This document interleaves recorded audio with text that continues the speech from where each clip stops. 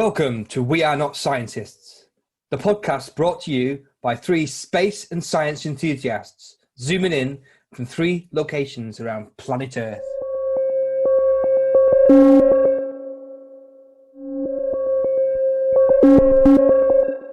As always, dialing everyone in from grid location approximately TQ310754, it's me, Simon. Hopefully we have beaming in from Mission Control in Deepest Darkest Devon, the We Are Not Scientists head honcho, Commander LP. Are you there? Commander LP, are you there? Reading you loud and clear, Simon, reading you loud and clear. And from her top secret underground bunker, surrounded by her family of servers, somewhere under the Canadian Arctic, it's Our Lady in the Know, Krystel. Hello? Hi, Simon. Hello. Hello. Are you there? Yeah, we're good. We're good.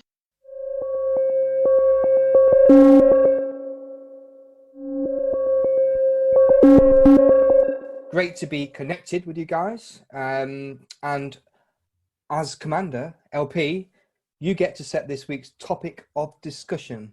What's it going to be? Well, Simon, as you know, I'm a big fan of space travel, human space travel, manned space travel. But of course, we have to remember before there were humans in space, we've been sending animals in space for many, many years. So yeah, it kind of all started in about 1947. Shortly after the Second World War, the Americans had got hold of a load of V-2 rockets that they were firing into space. They managed to put a little package of fruit flies and fire them up into low Earth orbit just to see how they would react. Did you say fruit flies? Fruit flies, yes, several. So two questions there. Where did they get these rockets from? And yeah, I'll ask you next one in a second. But yeah, where did they get these rockets from? Well, basically, they were just leftover Nazi V-2 rockets that had been re-engineered, be fired straight upwards. It was the first sort of thing the Americans were really messing with before they developed their own rocket program.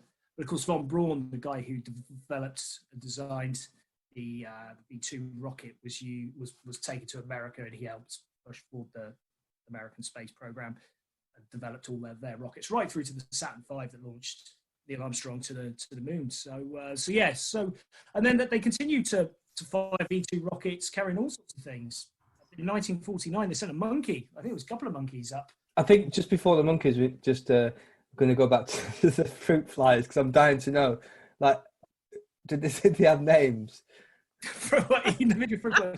No, I don't believe so. I don't know if our valiant data verification centre up in the Canadian Arctic has any more information to cast, but I don't believe they were named. Well, I can tell you it was 15 flasks of fruit flies. Now, I don't know how many were in each flask, but you've got, I mean, they're tiny, so how big is the flask is my next question, really.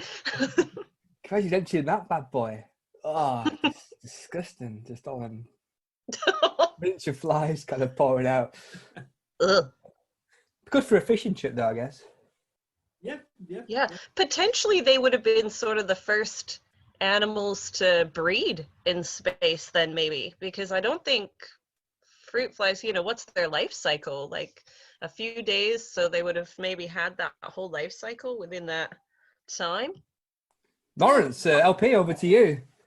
I don't know. I mean, I do know that we've sent tardigrades into space.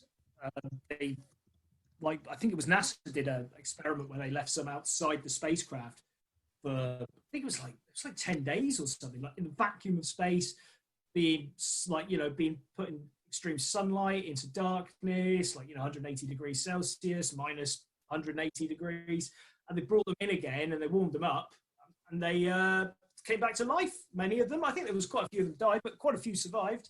And the point I was going to come to is that the tardigrades that have been out of space, they kind of, when they suddenly experience a harsh environment, like a big freeze or something like that, what they'll do is they somehow have this thing in their cells that allows the water to be evacuated and changes into this crystalline structure, which means it's the freezing process that normally destroys animals. It breaks down cellular matter, but they evacuate all the water. They just go into instant stasis. They can just float around. And some people have theorized you could blast these things into space. They could land on Mars and probably, actually, if the conditions were right, warm up, wake up and actually live.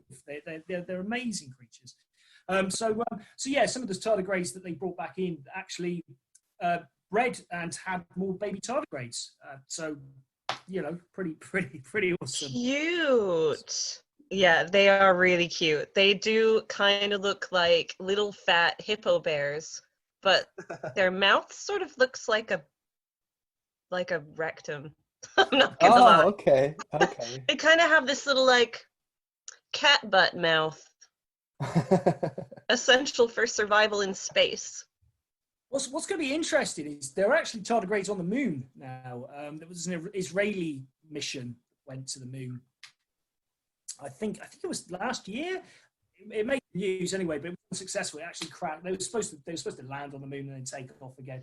A robotic mission, and they'd taken some different creatures with them. So they took tardigrades just to see what would it happen if we landed them on the moon and took off again. But this thing crashed, landed into the moon, and a lot of scientists have said, you know what? Some of them have probably, I say, survived, gone into stasis. Who knows? We might go up there in a few years' time, pick them up, warm them up again. But maybe they'll blast back. Just writing this down for a film. Did you know a tardigrade is only 1.5 millimeters? Yeah, they're tiny. 1.5 millimeters. These little dudes getting launched into space, chilling out on the moon. Do you think if maybe we went back to the moon in 50 years, 75 years, they would have grown? What are they called? Like roly-poly bugs, wood lice. You get really small ones, and then you could end up with these big ones that live in the sea. Maybe we'll have giant tardigrades on the moon. I'd imagine they could exist maybe in stasis, but I don't think they couldn't breed. The conditions wouldn't be right. But if you brought them in, it could be like a space petting zoo if we could sort that out. The first space petting zoo on the moon. Krystel, LP is not going to entertain this. He's a serious science mind. So. We're talking about serious. You get Elon Musk on this stuff, and it's gold mine. It's a gold mine. Space petting zoos.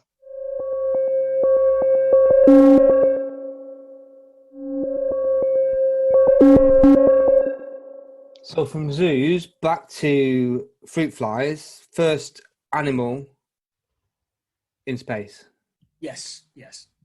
Fired up via V2 rockets. Yes. In the late 40s? Did you say? Yeah, 1947. Yes. 1947. And then there were several other creatures that were blasted up on the top of V2 rockets. There was a couple of monkeys. I think the first one was called Albert. Albert II. Didn't he have an awful end? Poor Albert II. So a third of all the monkeys that were sent into space didn't make it. And a lot of the time it was because the chute didn't open on return, so they just crashed. Albert II had a bad time. Poor guy. Yeah. So yeah. A lot of the early animals that were blasted into space didn't end well for them. I thought this was. I'm a bit upset because I thought this was going to be like a fun kind of, nice, cute kind of. I was looking forward to it. Animals in space and. Yeah, sometimes when you ask the question, sometimes the reality is not quite as nice. And space. I think what it underlines is space is a dangerous place. The first animals that were used to kind of figure out what would go on in the upper atmosphere was in 1783. All right. Wow. A guy sent up a sheep, a duck, and a rooster in a hot air balloon to see if ground-dwelling animals could survive being in the air. And apparently the duck was like an experimental control, because they figured, well, the duck will survive because he's a sky animal, but the sheep and the rooster. And that was all to find out what would happen if you sent a ground-dwelling creature. So before people were willing to risk themselves, they were like, let's get this rooster up in a hot air balloon and we'll see what happens to the land dwellers. Interesting, right? LP, what do you think about the scientific effectiveness of an experiment of such kind? Well, I mean, it has a lot of scientific merit. I mean, it's obviously, you've got the moral argument. I did actually read that it was a lot of the animals that were dying on the way sort of in and out of space kind of helped kickstart the whole kind of, maybe we shouldn't be nasty to animals and experiment on animals, that it got that discussion going. But certainly it was essential. And whichever way you look at it, the way humans, you'd be happier to test a mouse first before you send a human. This is just a natural thing. But I'm noticing the monkey came before the mouse. Yes. Which in the pecking order, I'm surprised about that. Yeah. Do you know what? It is a surprising fact that they sent monkeys before mice, and I think it was then in 1951. Then we reached. They sent 2 dogs into space. This was a Russian. On a Russian rocket, which again, it was basically another V2 rocket, but it was a Russian version of an early kind of V2 style rocket. But of course, it wasn't until we got to 1957, and then we got Laika, which probably most people have heard of, the Soviet space dog. And the reason Laika was significant was she was the first dog to orbit planet Earth, and this was sent up on the same kind of rocket that actually took the first Sputnik satellite into space, and the same kind of rocket actually took Yuri Gagarin up into space in 1961. What's that, 4 years later? And the Americans nicknamed that spacecraft that carried Laika. Do you know what they nicknamed it? Yes, they called it Mutnik. Mutnik! That's a good one. I mean, can we shout out to those 2 poor dogs? Everybody knows who Laika is, but the original dogs that went up the 22nd of July, 1951, they were called, now forgive my pronunciation, but they were called Saigon, which I don't know how to pronounce that, apparently translates to gypsy, and Dezik, little mutt dogs, little street dogs, sent into space. Nobody remembers poor Dezik. What about cats? I mean, in the pecking order, I've noticed that it was a fruit fly first, then a monkey, which I think is a bit of a jump, actually. Don't know what they were thinking. And then to a mouse, as though like a mouse is like kind of, I mean, obviously there's a scientific reason for that, which you'll know and come on to, I'm sure, Lawrence. And then dogs, obviously. In 1968, they sent a couple of tortoises up. Tortoises? Yeah. And the They purpose... were actually the first animals to circle the moon. I was about to say they were a test. They were a test launch to see what it would be like if you went around the moon. Why tortoise? If you were a tortoise and you wanted to go around the moon, because they just sit there and don't do anything, probably, isn't it? they're quite like sensible, non-problematic travelers, I guess. Well, I've got this weird obsession with like creatures being born in zero gravity and the effects of them. And there are actually quite a few animals that they have bred in space, one of which is a jellyfish. So these moon jellyfish, they bred them, or they were, just a bit bored up in space. But what they found is jellyfish have these little calcium, like balls of calcium that roll about. So when they shift, the balls will roll down in these pouches and tell them which way is up. So they're a bit more affected by gravity than the actual jellyfish. And what they found is the jellyfish born in zero gravity, they just couldn't figure out which way was up. And they think that maybe when there wasn't that neurological kind of connection or that nervous system connection to this gravity pouch. So they were just all a bit like, I don't know where I'm going. Snails, interestingly enough, when they bred snails, their ability to sense gravity intensified. So when they brought these snails that had been born in zero gravity back onto Earth, they would turn them upside down and see if they could figure out which way was up. They would immediately start turning far faster than any other snail that was born on Earth. So their gravitational sensors were intensified and bigger than a normal snail, but they couldn't figure out which way was up. A jellyfish in space? What's going on there? Snails? A moon jellyfish. Very appropriate choice from the old guys at NASA. What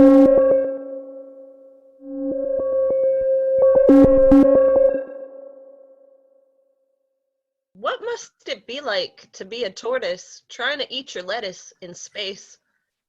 This is all of that, and all I can think is like this little dude with his tiny little feet.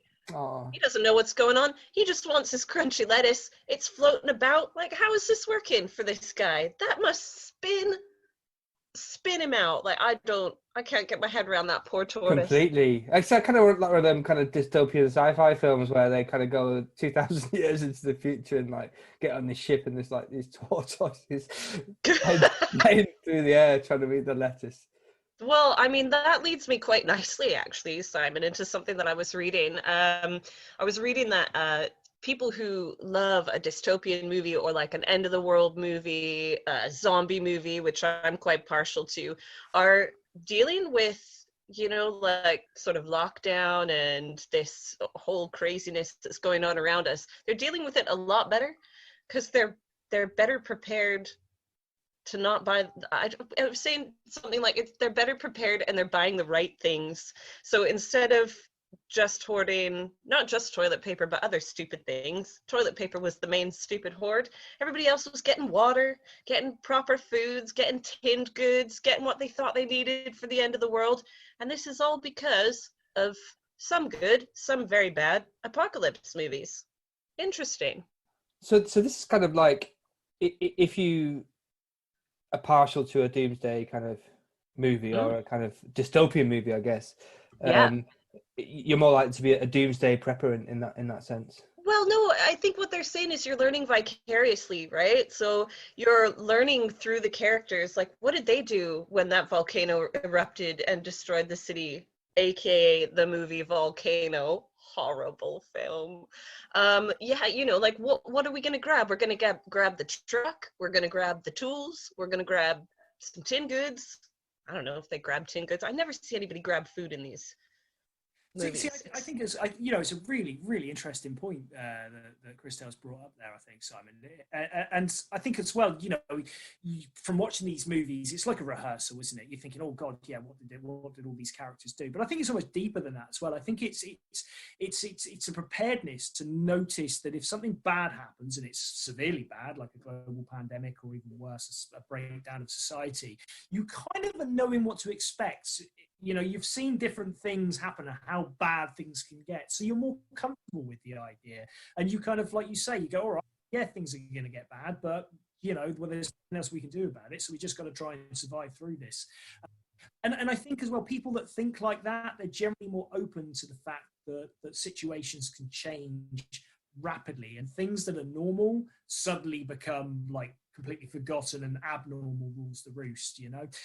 Whereas other people that maybe not so much into sci-fi and apocalyptic films and things that really challenge your mind, can be a little bit like, what do you mean there's no milk in the shop? I don't understand. This isn't something that's ever happened before. They don't know how. So like more Spaceballs than Space Odyssey. What a film. Nice. Spaceballs, yeah. Yeah, there's actually a lot of cities have like a zombie apocalypse action plan. This sort of came about a few years back when zombie movies, you know, sort of Dawn of the Dead, all of this stuff was really, really everywhere. The Walking Dead, it was all zombies all the time.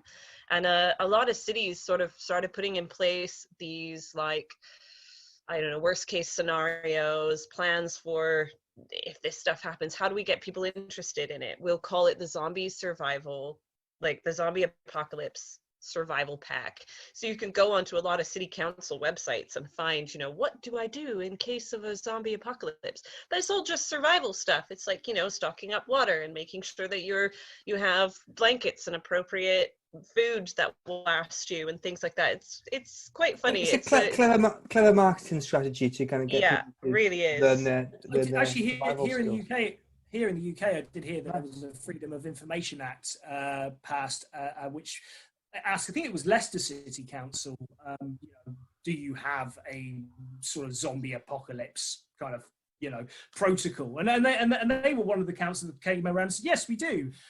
Essentially, if you have a zombie apocalypse, for many eventualities. You're prepared for infectious disease. You're prepared for social breakdown. You're prepared for, like, you know, infected water supplies. You're prepared for shortages of materials. You're prepared for violent creatures on the streets. You've got it all covered, haven't you? Really? So, like, you know, so it's a good thing to prepare for. I feel like if it were to happen, I'm ready. Like, I'm ready. I know. I've got the books. I've read. Do you know who Max Brooks is? He's an author. He wrote World War Z, and he wrote the Zombie Survival Hand Guide. This is the best book I ever bought myself. I know the best vehicles to use. I know the best modes of transport, the best weapons, short range, long range, all of this stuff, man. If I can get my hands on it, I am ready. I don't want it to happen. That's terrifying. I think what Krystel was saying there, Simon, is she is loving it. Are there any films, LP, that you have, or books you've read or films you've seen that are preparing you for the zombie apocalypse, or you know, just like, you know, giving you some practical skills in case you need them? I don't know. I suppose there are Porkies. there are. I mean, there are things you pick up from lots of movies, aren't there? So, you know, but apocalyptic movies tend to be quite forgettable in their own right, if you know what I mean. They don't tend to be, you know. Well, I don't know. It's not always apocalyptic movies. Like, I've learned some things from movies like Alien. I learned not to break quarantine. You know, yeah, there you go. If they'd have just listened in the first place, we would have never had aliens. Yeah, because again, one of the protocols, you had a member of the crew suspected to be infected by some kind of virus or parasite. Like Ripley's not coming in, and the captain overrides the order. And I think it's the android, isn't it? There's a good lesson. Do not ever override the emergency protocols for infectious diseases and parasites, especially if you're on an alien moon.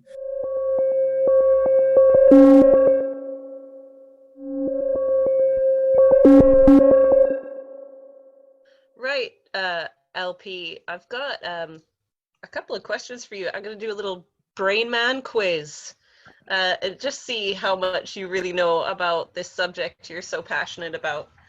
So I'm going to ask you a very specific question about mice.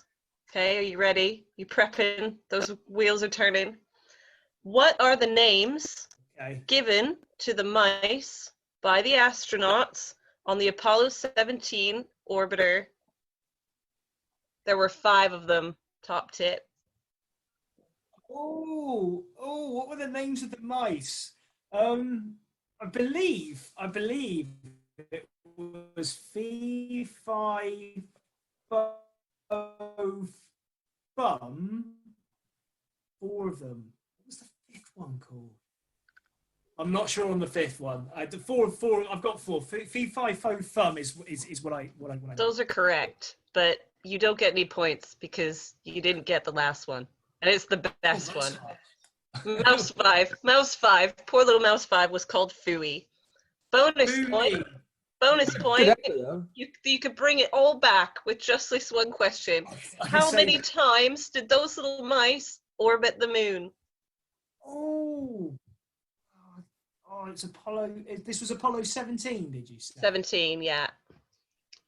They were on the moon for a while, weren't they? The actual astronauts. So the mice were all missing for a while. I'm gonna go for 10 orbits.